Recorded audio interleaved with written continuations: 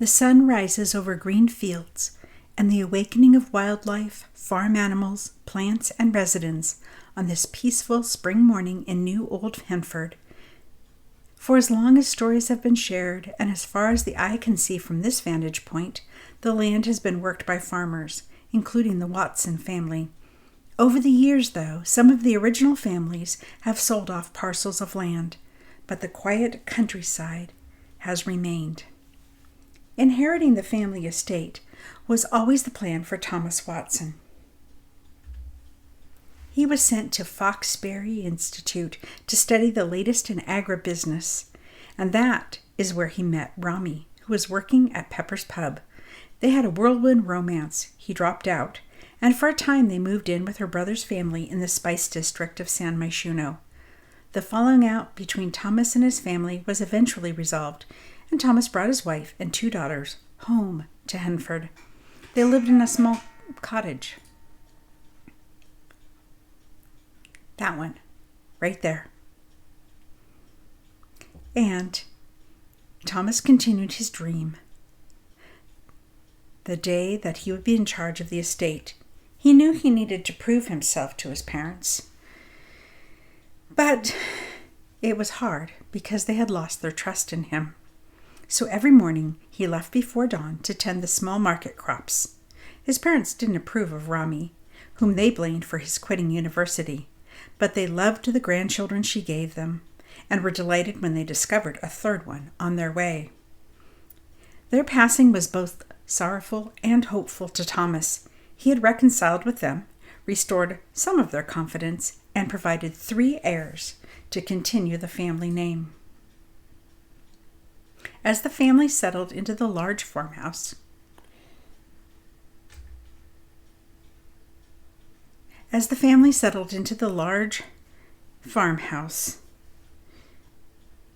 Thomas realized that he might be in over his head. For a man who equated success with crop size,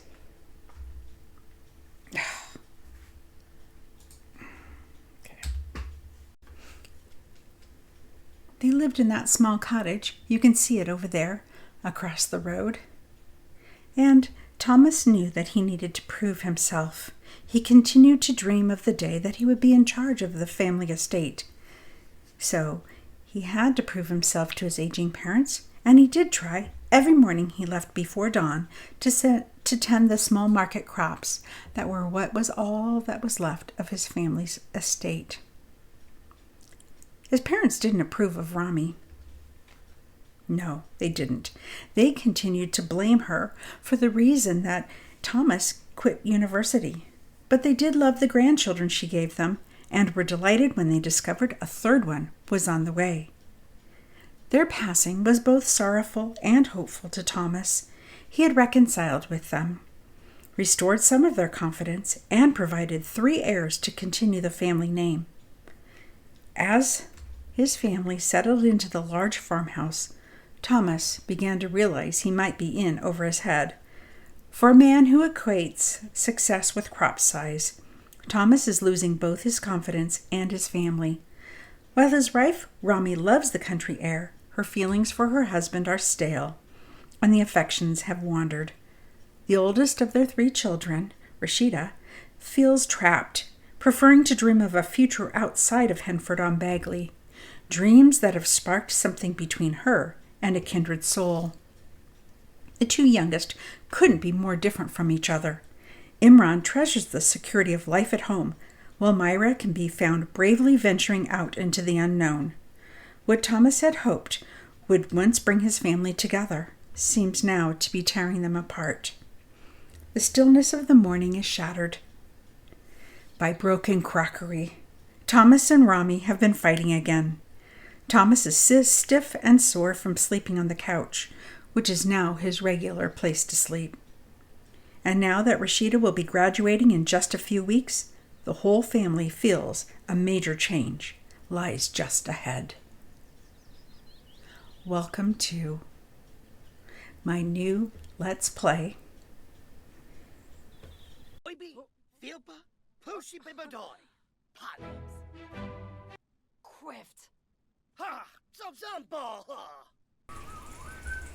Thomas is fuming secretly. I mean, what can he say? He and Rami just had another horrible fight last night, so he's out at the crack of dawn, taking care of his crops. There's been some weird things going on lately. He goes to bed, everything looks great, and in the morning they've reset. Thomas is trying not to be paranoid, but he thinks that Rami might have something to do with it. Meanwhile, Rami's in the house getting ready for work. She's just started a new career, and she's doing really well in it. She hasn't really said anything to Thomas. She does feel some conflict about it, but that's because she doesn't know how much longer she can deal with this. There goes little Imran on his way to school pretty soon. He should be going to school. Both of the kids should be going to school. So it's time for everyone to head off to school. Final exams have been finished, and this is Rashida's last day at school. She opted not to go to prom. Her parents think she's going to prom, but she's secretly going to join a special friend of hers. So the kids are now headed off to school, and it's just the two home alone.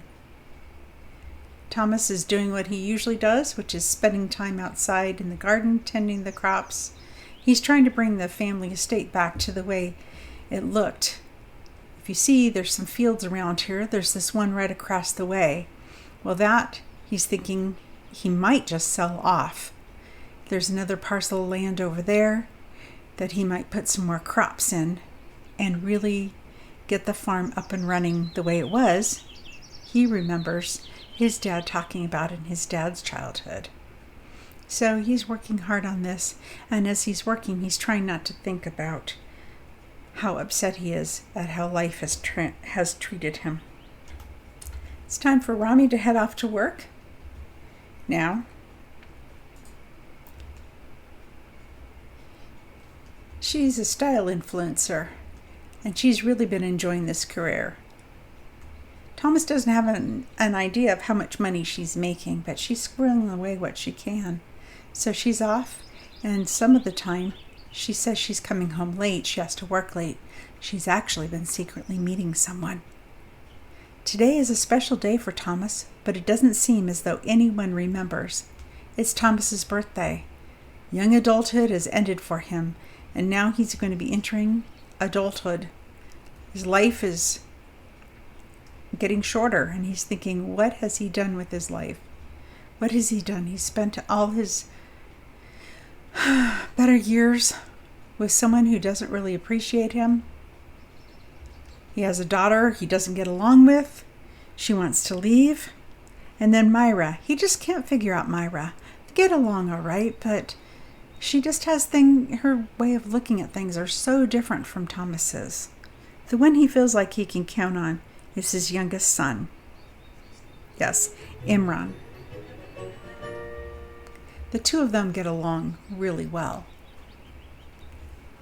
Tomorrow, and so Rami and Thomas are having a conversation.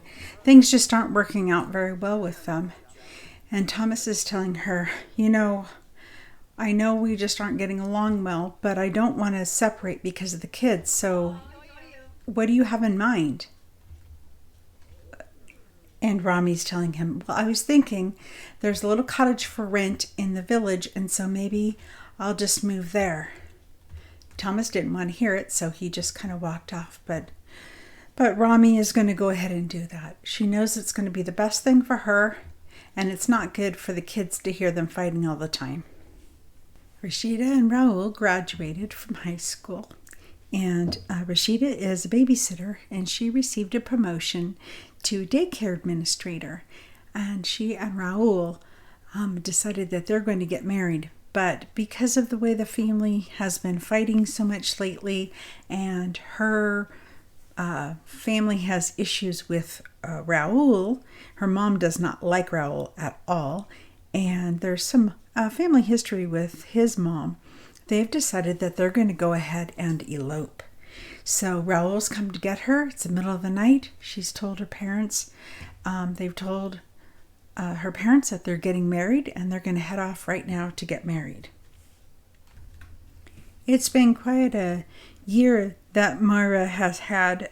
So her mother and father have split.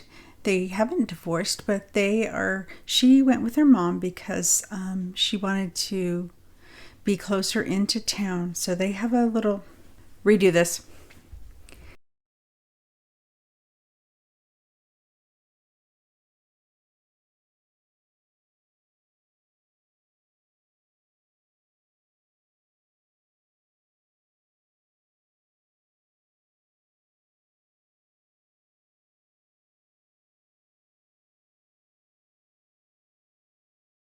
So it's been quite a tumultuous past year. Maira and her mom, Rami, moved into this little cottage in the village of Finchwick. Her brother, Imran, decided that he wanted to stay back on the farm with their dad, Thomas. The two of them get along really well. And so Maira misses her brother, but she does see him at school every day. And then every other weekend, he comes to stay with them in the village. And then the other weekend, she goes to the farm to stay. So it's kind of been shuttling back and forth for her. And she does get a chance to see her sister and her brother-in-law, so that is really nice for her.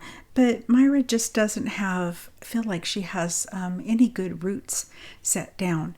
But she is hopeful now that she's kind of coming out of getting used to the way things are, the changes. She's getting into a routine. She's looking forward to this next year, and her birthday is coming up really soon, and that means that she's going to be going off to high school. So she's hopeful to really be able to fully experience village life. She was down the past year, but right now she is feeling pretty hopeful. Rami is doing very well in her career. She has been promoted, and we'll just look and see the little town here, the village life. She's been promoted, and she's making quite a bit of money, and she loves living in the village. She still is close to the country, enjoys it not being in the city. And here Maira is going off to school, and then Rami's going to go ahead and head home from work. So it's given Maira quite a bit of responsibility because her mom is working long, hard hours. So we'll just look and see with the village life. So we're going to go ahead and really start with her story here when she is a teen and experiencing all that life in Finchwick has to offer. So it's an adorable little village. As you can see, it is a year later, or a couple of years later, from when we first met them.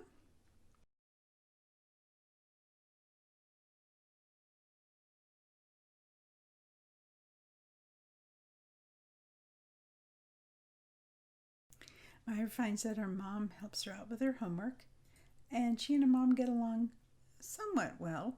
It's just when her dad comes over and he drops one of the others off, it seems to be not good because their parents can't seem to be in the same room without getting into a fight.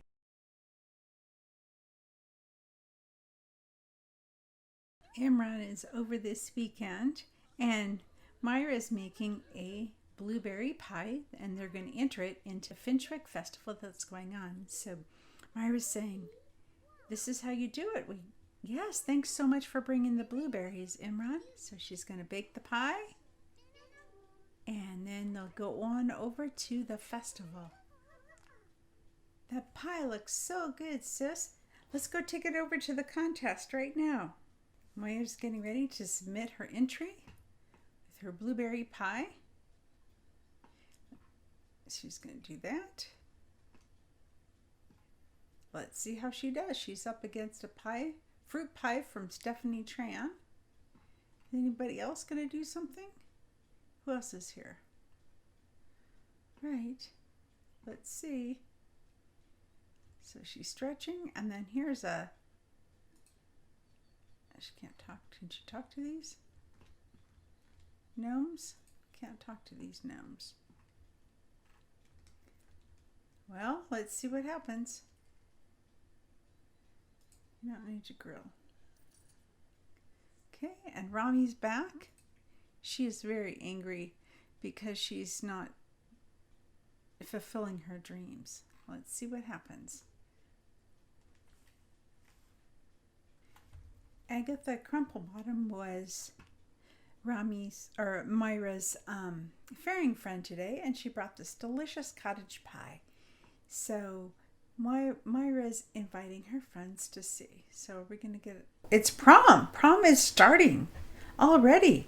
The next morning, she received this notice that she won first place at the Finchwick Fair, and then she graduated strong with honors. And so now Myra is off to university, and her life here in Finchwick has ended. We will see you in the next video, part 2. I hope you enjoyed this one. Until next time, have a simtastic day. Dag dag.